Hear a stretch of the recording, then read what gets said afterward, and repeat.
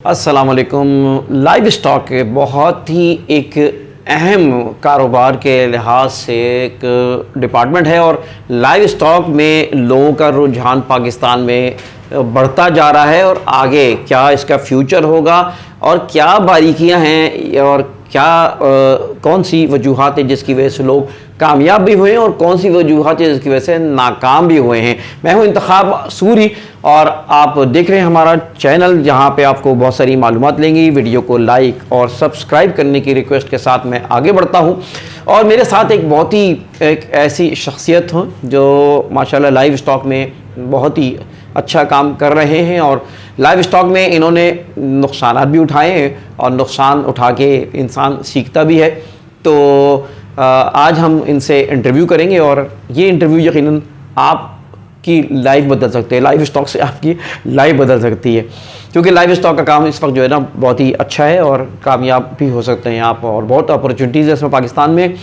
असफ़र नईम उस्मानी साहब को हम खुशामदीद कहते हैं। असफ़र साहब कैसे हैं आप, ठीक हैं? अस्सलाम वालेकुम व रहमतुल्लाहि व बरकातुहू। असफ़र उस्मानी साहब, इस वक्त हम इनसे जानना चाहेंगे कि लाइव स्टॉक को कैसा देखते हैं और ये किस तरह क्या है, क्या इनमें। तो जी असफ़र भाई बताएं सर, लाइव स्टॉक का काम क्या है इस वक्त, थोड़ा सा गाइड करें पाकिस्तान में किस तरह है। सर सबसे पहले जज़ाकल्लाह खैर, आपने इंट्रोड्यूस कराया और अल्हम्दुलिल्लाह पाकिस्तान, जैसा कि आपको पता है, आपकी व्यूवर्स को भी अंदाज़ा होगा कि पाकिस्तान एक एग्रीकल्चर बेस्ड इकोनॉमी है। हमारी इकोनॉमी एग्रीकल्चर बेस्ड है, लाइव स्टॉक इसी की एक शाख है और लाइव स्टॉक के अंदर बहुत वसी पैमाने पे अपॉर्चुनिटीज़ हैं यंग फार्मर्स के लिए भी और उनके लिए भी जो ऑलरेडी इससे वाबस्ता हैं। प्रॉब्लम हमारे मुल्क में ये है कि हम इस चीज़ को जो है ऑनेस्टली स्पीकिंग थोड़ा सा डिग्रेड, इस काम को थोड़ा सा हम डिग्रेड समझते हैं। मैं बेसिकली एविएशन प्रोफेशनल रहा हूँ, मैंने काफ़ी साल लॉजिस्टिक्स में एविएशन फील्ड में गुजारा है, लेकिन लाइव स्टॉक में आने के बाद मुझे अंदाज़ा हुआ कि ये एक बहुत बड़ी बिलियन ट्रिलियन डॉलर इंडस्ट्री है अगर हम इसको तरीके से और इसको समझ के और करें। नफ़ा नुकसान तो सर आपको पता है कि ये तो किसी भी बिज़नेस में एक्सपेक्टेड होता है। गालिबन 2019 की फ़िगर्स हैं, पाकिस्तान ने 333 बिलियन डॉलर इस इंडस्ट्री से रेवेन्यू जनरेट किया था, हमारी इस इंडस्ट्री से। और पाकिस्तान, जैसे कि मैं बताया कि एग्रीकल्चर बेस्ड इकोनॉमी है और इस चीज़ को जो लाइव स्टॉक के हवाले से जो भी चीज़ें होती हैं, ये इसको पढ़ना भी पड़ता है। इसमें फिर ब्रीड्स हैं हमारे मुल्क में, अल्हम्दुलिल्लाह अल्लाह पाक ने बहुत वसाइल दिए हैं। हम मोस्टली जो फार्मर्स हैं जो ये काम कर रहे हैं वो बेसिकली कुछ ऐसी चीज़ों में चले जाते हैं जिस तरह स्टीरॉइड्स में चले जाते हैं। ऑर्गेनिक तरीके से इसको फार्मिंग को जो है वो नहीं किया जा रहा पाकिस्तान में। और इसके अलावा स्लॉटरिंग है, इसमें बहुत सारी चीज़ें ऐसी हैं कि जिनको अगर हम प्रॉपर तरीके से समझ के, थोड़ा पढ़ के, थोड़ा सा घूम फिर के हम चीज़ों को देखेंगे और इस पे काम करेंगे तो ये मैं नहीं समझता कि ये इंडस्ट्री जो है वो किसी भी इंडस्ट्री से पीछे है। अच्छा उस्मानी साहब, ये बताइए कि आप जो मेन इस वक्त काम कर रहे हैं वो लाइव स्टॉक में गालिबन आप, जैसे हम कहते हैं कि बछड़े हैं, है ना, कुर्बानी का काम है, स्लॉटरिंग है, और ख़ासतौर पर न्यूट्रिशन भी माशाल्लाह आप एक्सपर्ट हैं उसके ना। तो सबसे पहले आप जो चीज़ आप कर रहे हैं उसके बारे में थोड़ा बताएं कि किस तरह के लोग इसको सेट कर सकते हैं काम को। सर इस काम में ये है कि फ़र्स्ट ऑफ़ ऑल कोई भी काम हो उसमें आपका इंटरेस्ट डेवलप होना चाहिए। हम वीडियोस देख के या फिर हम मंडियों में विज़िट करके और इस तरह जाके नहीं, आपको इसमें पूरा हमें इंटरेस्ट लेना चाहिए, इसको पढ़ना चाहिए। इसमें स्लॉटरिंग है और एक्सपोर्ट, मीट एक्सपोर्ट है।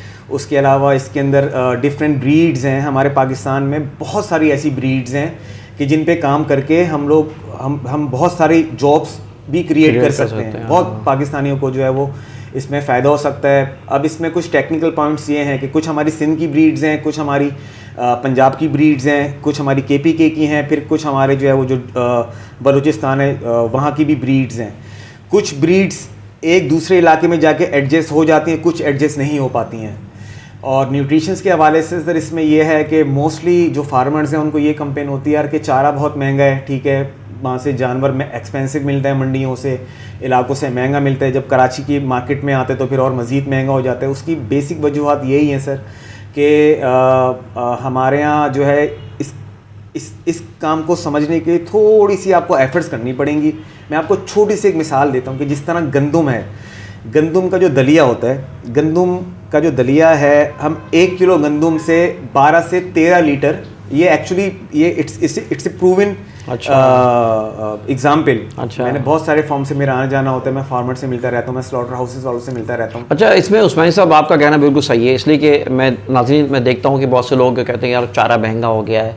अभी मैं इनसे बात भी कर रहा था, तो चारा महंगा हो गया है, तो ये भी एक मसला है जिसके बारे में जो बताएं उस्मान साहब। जी सर, इसमें यह है कि लोग जाते हैं शॉर्टकट की तरफ, लोग स्लॉटरिंग के जानवर लाते हैं। इवन कुर्बानी में देखा गया कि लोग, आपने देखा होगा बहुत ऐसे जानवर होते हैं जो बहुत लहीम शहीम होते हैं, सही है, उनको ये स्टीरॉइड्स देते हैं, ठीक है, बाहर से इंपोर्ट करते हैं और बहुत ज़्यादतियाँ होती हैं, जानवर के साथ जुल्म किया जाता है, उनके दांत तोड़े जाते हैं, उनको स्टीरॉइड्स लगाई जाती हैं सिर्फ दिखाने के लिए, उनके बाकायदा सींग निकाले जाते हैं, ठीक है। ये बहुत इस तरह के पॉइंट्स हैं कि जिसको जो है ना आम पब्लिक की अवेयरनेस मतलब इसमें नहीं है, लोग इसको इग्नोर कर देते हैं।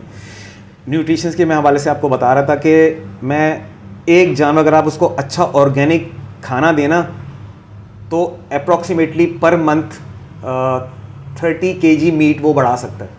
मैं आपको गंदम के दलिया का बता रहा था, लोग जो वंडा बनाते हैं उसमें डिफरेंट चीज़ें डालते हैं, चना, चोकर, दलिया, मकई, डिफरेंट चीज़ें, जिस तरह कुछ कंपनीज़ में, उनका मैं नाम मेंशन नहीं करना चाहूँगा क्योंकि वो अच्छी बात नहीं है। आप सिंपल ये चीज़ करें, अगर आपको जानवरों को न्यूट्रिशंस मतलब उसके हिसाब से लेके जाना है, आप उसको नेचुरल डाइट दें, जो भी उसकी जो बेसिक है, जिस तरह तूरी हो गई, चोकर हो गई, तो ये तो बेसिक न्यूट्रिशंस हैं।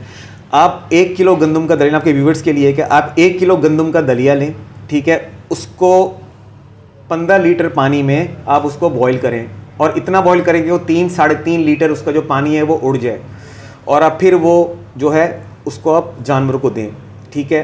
दूध इंशाल्लाह अल्लाह के फजल करम से इंशाल्लाह उसका दूध भी बढ़ेगा, उसका मीट का जायका भी अच्छा होगा, उसका ब्लड भी माशाल्लाह उससे बढ़ेगा, और इससे आप देखें कितनी आपकी कॉस्ट कटिंग होगी। फॉर एग्जांपल अगर मार्केट में भी 100 रुपये किलो दलिया है, तो आप 1 किलो दलिए से आप 12 लीटर चारा बना रहे हैं, उसके ऊपर एक शीरा टाइप का बन जाता है। जब आप उसको दलिए को उबालेंगे ना, तो उसमें आपको तकरीबन 1.5 से 2 किलो 2.5 किलो फाइबर मिल जाएगा, और बाकी जो उसका जो पानी होगा ना, वो उसका एक तरह से अंदर वैक्सीन का काम करेगा। अच्छा, इसी तरीके से आप गंदम का भी बना सकते हैं, उसका मकई का भी बना सकते हैं, इसी तरीके से आप जौ का भी बना सकते हैं सीज़न के हिसाब से। और इसके अलावा मैं आपको एक और चीज़ बताता हूँ सर, ये जो कच्चा केला होता है, कच्चे केले को आप पीसीस करके, छोटे छोटे पीसीस करके, उसको पीस के ड्राई करके आप ये जो भैंस के जो बच्चे होते हैं, आप इस पे भी इसकी न्यूट्रिशंस कर सकते हैं। मतलब वो आप उसको जो है ना चारे में मिला के दें, तो उससे भी बहुत ज़्यादा कॉस्ट जो है ना वो हो सकती है।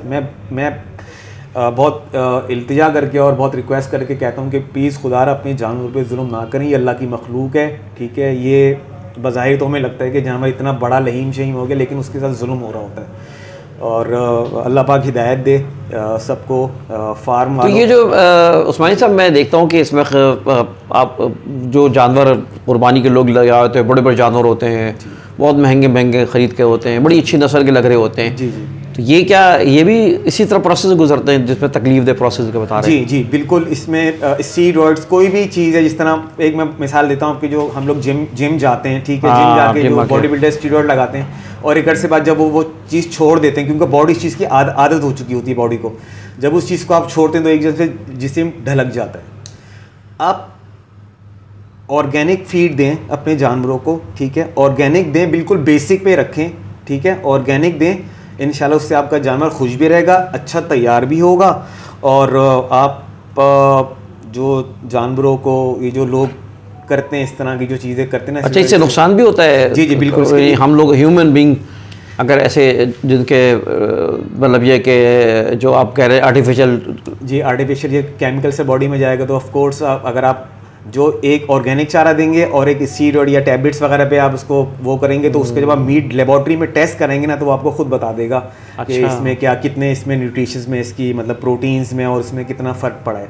क्योंकि जितने भी इतने बड़े बड़े लहीम शहीम जानवर होते हैं, इसमें maximum when you slaughter the animal, तो उसमें आप देखेंगे कि उसमें चर्बी का रेशो ज़्यादा होगा, मीट का कम होगा।